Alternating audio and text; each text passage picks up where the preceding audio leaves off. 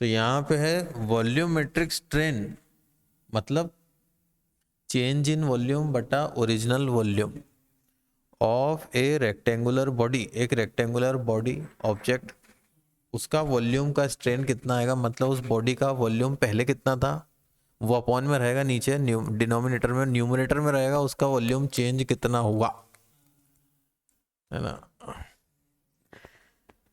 लेकिन उसका volume change होगा क्यों?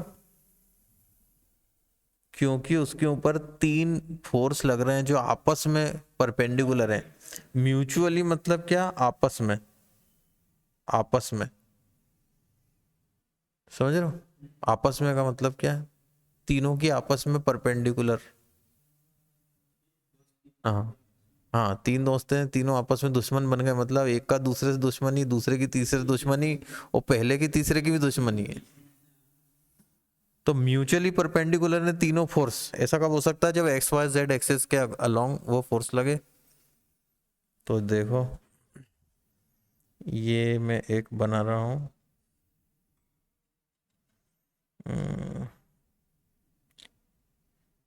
थोड़ा ये ज्यादा बन गया, इसको काट दे रहे हैं।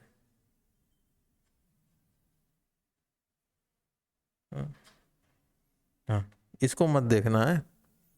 अब इसमें एक्स एक्सिस के अलोंग मान लो इसमें फोर्स लग रहा है पी एक्स। वाई एक्सिस के अलोंग ये जो ऊपर वाला ये दिख रहा है छत, और ये जो फर्श है इसके सेंटर पे नीचे और छत के ऊपर पी वाई दिख रहा है।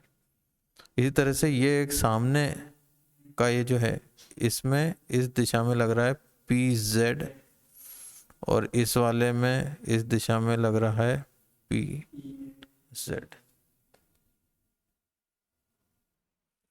तो P X P Y P Z 3 axis में फोर्स लग रहे हैं।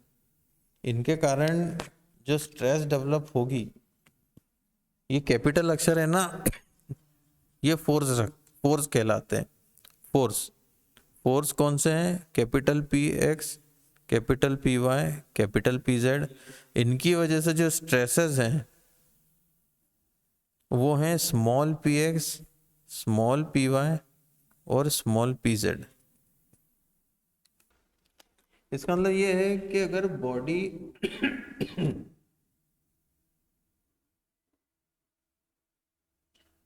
मैं अलग से डायग्राम बना के समझाना चाह रहा हूं।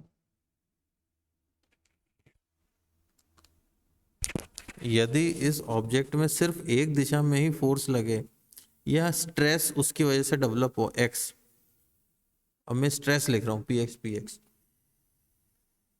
तो इस दिशा में स्ट्रेन कितनी आएगी? तो स्ट्रेन का क्या है, एक तो ये जो लग रहा है स्ट्रेस या फोर्स, इसकी वजह से क्या स्ट्रेस आएगी, स्ट्रेन आएगी सॉरी। तो ये क्या करते हैं, इसके बटे में ई कर देते हैं, पी एक्स अपॉन ई। ई एक्स क्या आएगा? पी एक्स अपॉन ई। दूसरा, जो यहां पे फोर्स लग रहा है, यहां पे फोर्स लग रहा है मान लो खींचने का, और इसकी मान लो थोड़ी सी हाइट बढ़ भी गई, तो उसके कारण क्या होगा, इसका मोटापा थोड़ा कम हो जाएगा। तो यहां पे जो फोर्स लग रहा है पी वाई, इसकी वजह से ये वाला जो डायमेंशन है इसमें जो कमी आएगी वो पॉइजन रेशो की वजह से आएगी।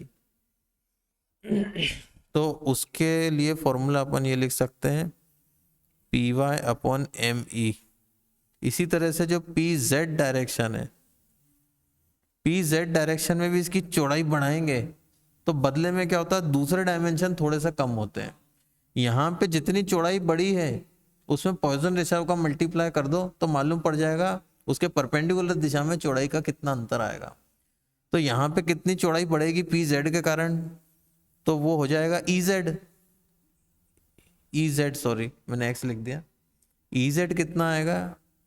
पी जेड बटा ई।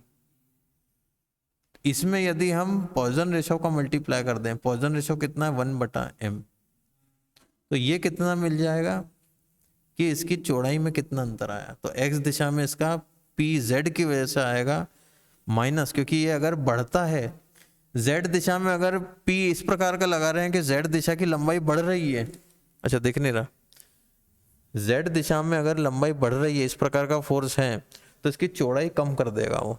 जैसे मैंने बताया था ना, अगर ये जो रॉड रखी है मेरे सामने, इसको अगर अपन खींच दें तो इसकी चौड़ाई कम हो जाती है। तो इसलिए ये नेगेटिव साइन आ रहा है। मतलब क्या, x दिशा में इसकी लंबाई में पी जेड क्या योगदान दे रहा है, उसकी लंबाई को कम करेगा, एम ई। इसी प्रकार से ई वाई बनेगा पी वाई अपॉन ई। अगर और कोई फोर्स ना हो, मान लो पी एक्स और पी जेड नहीं लग रहे हैं, तो सिर्फ पी वाई अपॉन ई आएगा। लेकिन चूंकि और फोर्स भी लग रहे हैं, तो P X upon M E इसमें माइनस होगा, P Z upon M E इसमें माइनस होगा। क्या बोल रहे हो?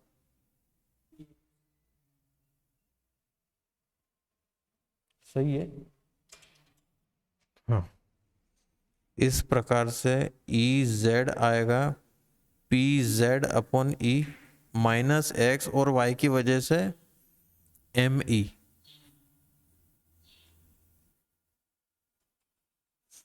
तो ये आपको ध्यान रखना है।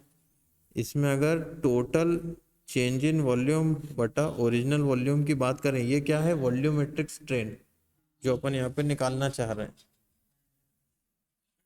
तो वॉल्यूमेट्रिक स्ट्रेन कितनी आएगी? तो वॉल्यूमेट्रिक स्ट्रेन आएगी e x plus e y plus e z. ये सब ध्यान रखना है। इसमें ये मान के चल रहे हैं कि तीनों के तीनों एक्स वाई जेड के फोर्स टेंसाइल है। इसमें नोट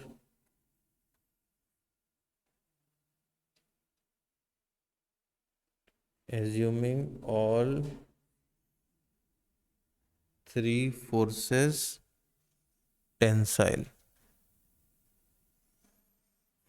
अगर इनमें से कोई एक कंप्रेसिव है, मान लो y वाला कंप्रेसिव है, x और z वाला टेंसाइल है, तो y वाले को नेगेटिव कर देना। ठीक है। तो कैसे निकालोगे ये? Del W del V upon V, ये क्या है, वॉल्यूमेट्रिक स्ट्रेन।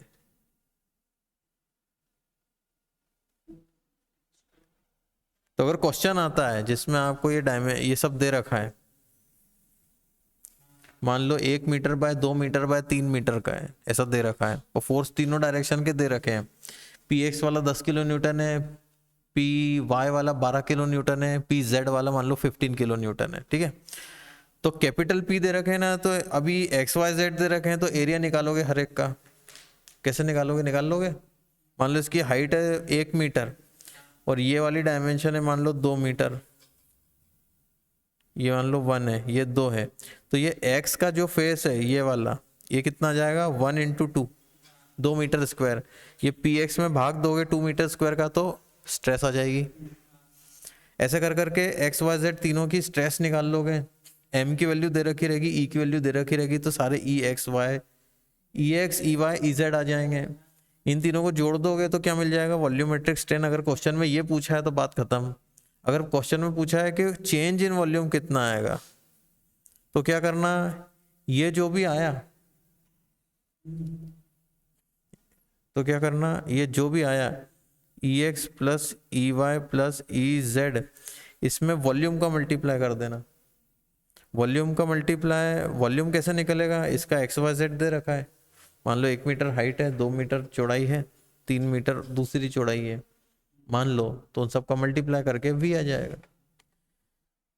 तो ऐसे करके इसका क्वेश्चन सॉल्व कर सकते हैं। अगली क्लास में पढ़ेंगे बल्क मॉडुलस।